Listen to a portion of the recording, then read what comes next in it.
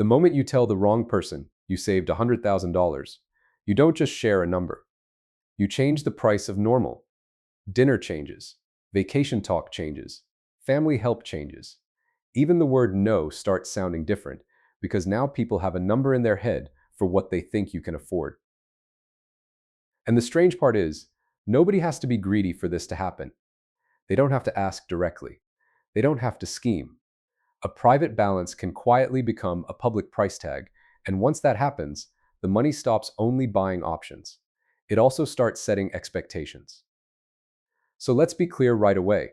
This isn't about hiding money from a spouse, lying to a lender, dodging taxes, or keeping secrets from people who legally or practically need to know.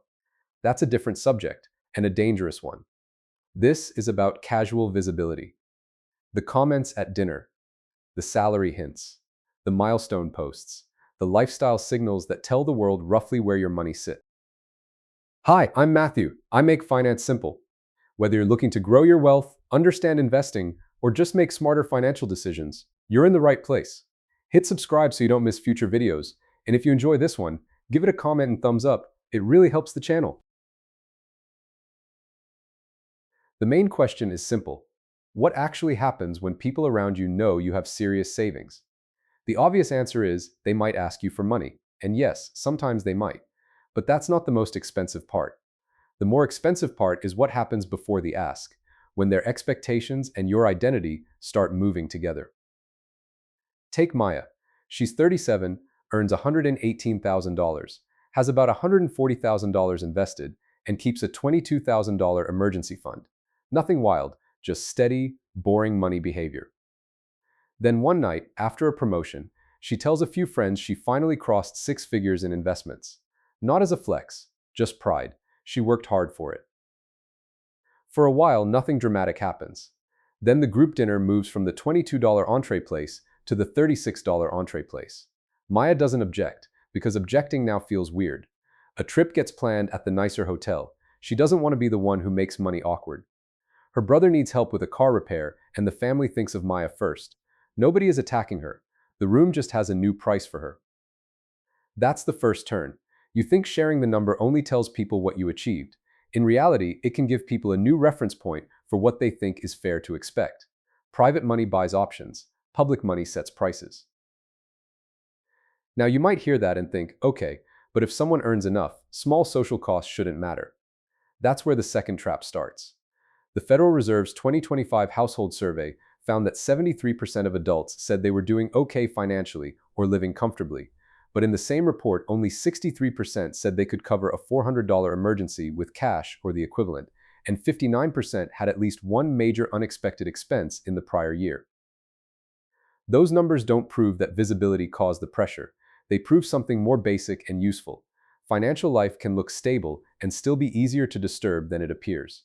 A person can earn well, save well, and still have a monthly life that gets squeezed when expectations rise.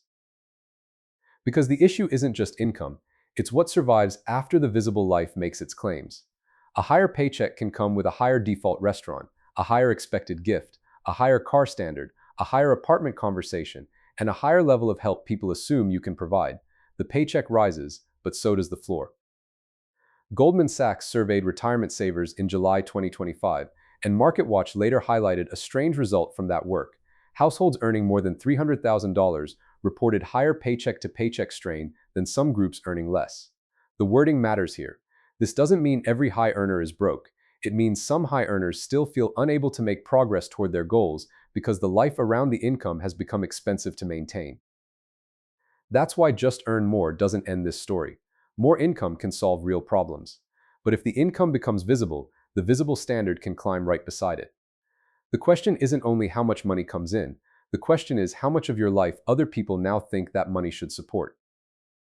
And that visibility floor is sneaky because it doesn't usually arrive as one huge decision. It arrives as the part of the check that never gets named. It sits between normal life and real saving. It's the cost of being the person who's always fine, always able, always a little more available than everyone else when money comes up. You can miss it for years because every individual payment looks reasonable. Let's go back to Maya. Before the number was public, she had a quiet rhythm. Bills first, investing next, some fun, a buffer. After the number got out, nothing exploded. The change was smaller and more dangerous. An extra $70 here, a $120 upgrade there, a $250 family assist she probably wanted to do but didn't choose from a clean place. By the end of a year, her new social spending is around $400 a month. $400 a month doesn't sound like a fortune. That's the trick. If $400 a month were invested for 30 years at a 7% annual return, the example math comes out to roughly $488,000. Over 25 years, it's about $324,000. Over 15 years, about $127,000. Not guaranteed, not a forecast, just the scale of what a quiet monthly leak can become when it replaces compounding. This is where the word lifestyle creep gets too soft. Creep makes it sound accidental, like a couch slowly sliding across a room. What's really happening is closer to a ratchet. Each visible notch is easy to click forward and awkward to click back. Once your friends know you're doing well, going cheaper can feel like making a statement. Once your family thinks you're the stable one, saying no can feel like failing a role. Once your coworkers think you have money handled, admitting a trip is too expensive can feel like damaging the image. The floor isn't written in your budget, it's written in the expectations around you. Behavioral economist Richard Thaler's work on mental accounting helps explain why this gets sticky. People don't treat every dollar as one identical pile. We mentally sort money into buckets. Rent money feels different from fun money. Savings money feels different from a bonus. And once you become the money person, some spending can slip into a new mental bucket, keeping that identity intact. That bucket is expensive because it rarely announces itself. It sounds like, I'll just get this one. It sounds like, it's not worth arguing over. It sounds like, I can technically afford it. And all of those sentences may be true, but the deeper question is whether the spending came from your values or from the public price tag attached to your money. George Akerlof and Rachel Cranton's identity economics work is useful here too. The simple version is that identity can affect economic choices. People don't only ask, can I afford this? They also ask, often without realizing it, does this match who I am supposed to be? That's the midpoint of the video. The danger isn't only that other people might pull money from you, the deeper danger is that you might start pulling it from yourself, because your public identity makes that feel easier than explaining the truth. Private money buys options. Public money sets prices, including the price of your own honesty. And then one visible upgrade creates the next one. This is the upgrade ecosystem. A nicer car doesn't just cost the payment. It can make the old parking spot, the old clothes, the old vacation, and the old restaurant choices feel like they belong to a previous version of you. One signal creates a standard. The standard asks to be matched. The old name for this is the Diderot effect. One new possession can make the rest of your life feel out of step, which can trigger more buying. The modern version doesn't need a fancy robe or an antique desk. It can be a better apartment that makes the old furniture feel wrong, a nicer vacation that changes the friend group's next plan, a car that makes every cheaper choice feel like a downgrade people can see. Bertrand and Morse studied what they called trickle-down consumption. In their NBER working paper, they found evidence that middle-income households exposed to higher top incomes consumed more, especially on visible goods and services. Their estimate suggested those households would have saved 2.6 to 3.2 percentage points more by the mid-2000s if top incomes had grown at the same rate as median income. Again, this isn't a perfect one-to-one proof of Maya's life. It's a clue about the direction of pressure. Visible consumption is not just personal taste, it's social information. It tells other people where you stand, and it tells you what might be expected next. So if Maya's new public standard adds $200 to transportation, $150 to eating out, $100 to trips, and $75 to gifts and help, that's not 4 separate little choices. It's a $525 monthly floor. At a 7% annual return over 25 years, that example floor is more than $425,000 of future value. The math is not the point. The point is scale. Small repeated social costs can become large lost options. This is why the answer can't simply be buy nothing nice.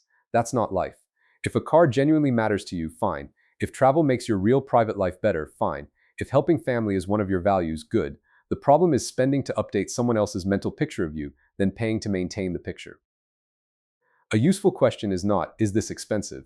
The useful question is, who's this for? If the answer is, it makes my private life better, that's one thing. If the honest answer is, it keeps my public image coherent, that's a different bill. Same dollar amount, different job. There's one more reason this stays complicated. People really do need help. In the Fed's 2025 survey, 47% of adults ages 18 to 29 received help from someone outside their household to pay an expense during the prior year. That's not a moral failure. Families and friends often support each other because life is expensive and unstable. So the goal is not to become cold. The goal is to separate chosen generosity from public ledger obligation. Chosen generosity says, I decided what I can give. Public ledger obligation says, they know what I have, so now I have to justify what I won't give. Those are totally different emotional and financial positions. The difference is a boundary. If Maya decides in advance that she can help with $300, the gift can stay clean. If the number is created in the moment by guilt, family pressure, or the fear of looking selfish, then the same $300 feels different. It buys less peace. It creates more future expectation. And next time, the starting point may not be zero. It may be the last amount she already proved she could handle. Maya can still help her brother. She can still take the trip. She can still buy dinner when she wants to. Financial silence doesn't remove generosity. It removes the audience's price list. It lets the decision come from a private plan instead of a public number. That's the whole strategy. Stay visible as a person, but stop making your private cushion available as a budget everyone else can quietly spend against. This is where the practical framework starts. First, audit your financial visibility. Not your spending yet, your visibility. In the last year, who got an actual number? Who got enough hints to guess? What does your car, home, travel, posting, or dinner pattern signal? Where have you made your money easier for other people to price? Second, protect the difference between trusted transparency and casual disclosure. Trusted transparency is for the people and professionals who need real information. Casual disclosure is the extra data point you hand to the room because a milestone felt exciting. You can be honest where honesty matters and quiet where quiet protects your options. Third, give yourself a private way to celebrate. This matters more than it sounds. When someone crosses $100,000 or $250,000 or any number that felt impossible 5 years ago, the urge to tell someone is human. The milestone is real, but public recognition is the expensive version of celebration. Write it down. Tell the one trusted person who's already inside the plan. Update your spreadsheet. Let the achievement be real without turning it into a public input. Fourth, decide generosity before the ask arrives. If you want to help family, put a number on it privately. Maybe it's $200 a month. Maybe it's $2,400 a year. Maybe it's zero for now because your own emergency fund is not ready. The amount is personal. The point is that the decision should be made before someone else's knowledge of your balance turns into pressure. Here's the final equation. Private balance minus public signal equals more options. Not more virtue, not more moral superiority, more options. The option to say yes because you mean it. The option to say no without presenting your entire financial life as evidence. The option to take a risk, leave a job, handle an emergency, or help someone from a plan instead of from guilt. Remember Maya's $400 a month. If that money leaks out through public expectations for 15 years, the example future value is about $127,000 at 7%. That's not just a number on a screen. That could be a career break, a bigger emergency fund, a family help fund with boundaries, a retirement cushion. The money didn't disappear all at once. It got priced away, month by month. So when people say, if you have it, why hide it? The answer is because private money and public money are not the same tool. Private money buys options. Public money sets prices. And once other people can price your life through your savings stop belonging only to your future. The next time you want to share a number, ask 3 questions. Who actually needs to know?